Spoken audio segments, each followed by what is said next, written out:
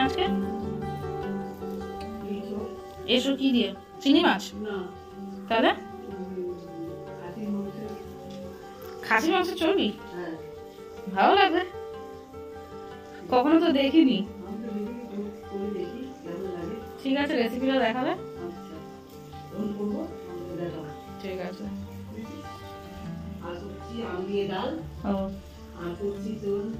আলু ভাজা আর আমার সোনার মাছের ঝোল। আচ্ছা ঠিক আছে, ডাকবে কিন্তু। হাই এভরিওয়ান, আমি রিঙ্কি আর তোমরা দেখছো শ্রীয়াগমনী ডেইলি ব্লগ। আশা করছি তোমরা সবাই সুস্থ আছো, ভালো আছো, আর আমিও কিন্তু খুব ভালো আছি।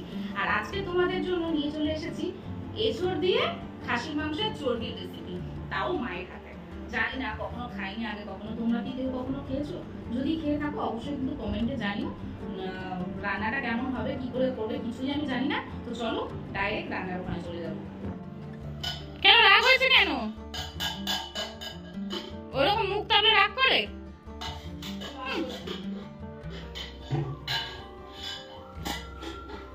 এঁচোড়টা সেদ্ধ করে নিয়েছো হলুদ দিয়ে?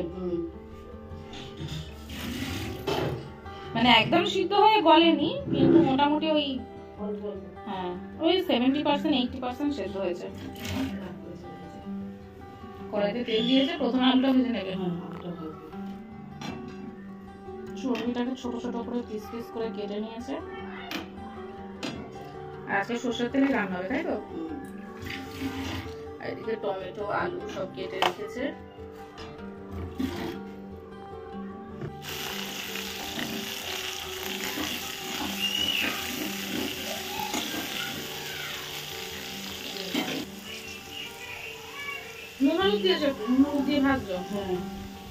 দুটোর মধ্যে বাবাকে কিন্তু খেতে দিতে হবে, সেজন্য হাতের সময়টা কিন্তু খুবই কম।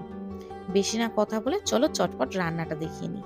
সেই কারণেই দুদিকে দুটোতেই মা কড়া বসিয়ে রান্নাটা চটপট দেখাচ্ছে আমাদেরকে।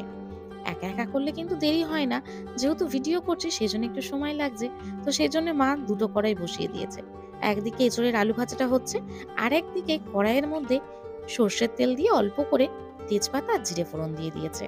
আমি জিজ্ঞাসা করলাম গোটা গরম মশলা কি ফোড়ন দেবে না? বললো না, গোটা গরম মশলা দেবো না, যেহেতু এখানে খাসির মাংসের চর্বি আছে সেই কারণে, না হলে গন্ধটাকে পুরো মেরে দেবে। আর তেলটাও কম দিয়েছে মা খাসির মাংসের চর্বির জন্য। তো পেঁয়াজটাকে হালকা করে একটু ব্রাউন ভাবে ভেজে নিল, হালকা একদম। তার মধ্যে আদা বাটা, রসুন বাটা আর তার সাথে কাঁচা লঙ্কা বাটাও দিয়ে দিল। আমাদের বাড়িতে ঝালটা খুবই কম খাওয়া হয়, তোমরা যে যেরকম ঝাল খাও সেটার পরিমাণ বুঝে দিয়ে দিও। এর সাথে মা হলুদ আর তার সাথে একটু জিরে গুঁড়ো দিল, নুন দিল, আর দিয়ে দিল টমেটো কুচি করে কেটে রাখা। ব্যাস, এবারে মশলাটাকে বেশ একটু কষিয়ে নিল। তারপরেই দিয়ে দিল জল ঝরিয়ে রাখা ওই খাসির মাংসের চর্বিটা। আর তার সাথে কিন্তু ভুলো না একটু কালার হওয়ার জন্য এই কাশ্মীরি লঙ্কার গুঁড়োটা। ব্যাস, এবারে কষাতেই থাকলো মা বেশ কিছুক্ষণ।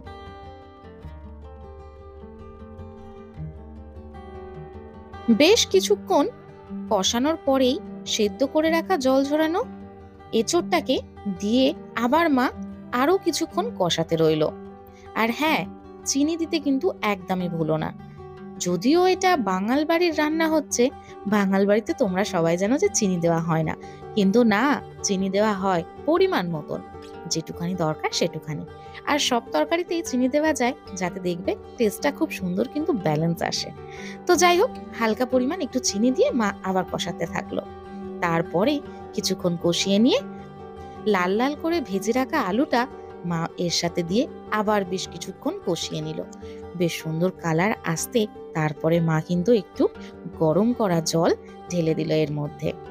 এখানে কিন্তু মা অল্প পরিমাণই জল দিয়েছিল, বেশি জল দেয়নি, যেহেতু এঁচোড়টাও প্রায় ওই 70-80% মতন সিদ্ধ হয়েই গেছে, কিছুটা সিদ্ধ বাকি। আর আলুটাও যেহেতু ভালো করে ভাজা হয়েছিল, তাই হালকা একটু সিদ্ধ হলেই হয়ে যাবে।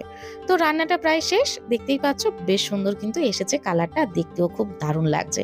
খেতে কেমন হবে এখন বুঝতে পারছি না। তো দুপুরবেলা খেতে বসে গেছি। এখানে আজকে আমাদের রান্না হয়েছে দেখতেই পাচ্ছ, আলু ভাজা, মাছ ভাজা, এখানে আছে চিংড়ি মাছের মালাইকারি, আলু সিদ্ধ মাখা আছে, ডাল আছে, আর আছে খাসির মাংসের চর্বি দিয়ে এঁচোড়, আর টক দই আর শশা তো এটা আমাদের মানে থাকবেই। তো চলো যাই হোক, টেস্ট করে দেখা যাক এঁচোড়টা কেমন হয়েছে। ভালো হয়েছে, পুরো খাসির মাংসের মতন গন্ধ।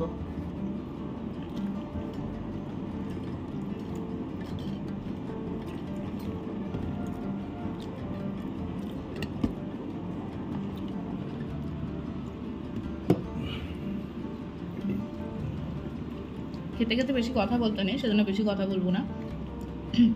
তো তোমরাও কিন্তু এরকম ট্রাই করতে পারো এঁচোড় দিয়ে চর্বি। এমনিতে তো এঁচোড় বলা হয় যে কি বলে, গাছপাটা, এঁচোড়কে বলে না গাছপাটা। তো সেইখানে যদি খাসির মাংসের চর্বি থাকে তাহলে কিন্তু জমে আরও ক্ষীর হয়ে যাবে। সত্যি দারুণ হয়েছে রান্নাটা। তো চলো তোমরাও ট্রাই করো বাড়িতে, আর কেমন লেগেছে খেতে সেটা কিন্তু অবশ্যই কমেন্টে এসে লিখো। আজকের মতন tata bye bye, next blog নিয়ে খুব শীঘ্রই দেখা হচ্ছে।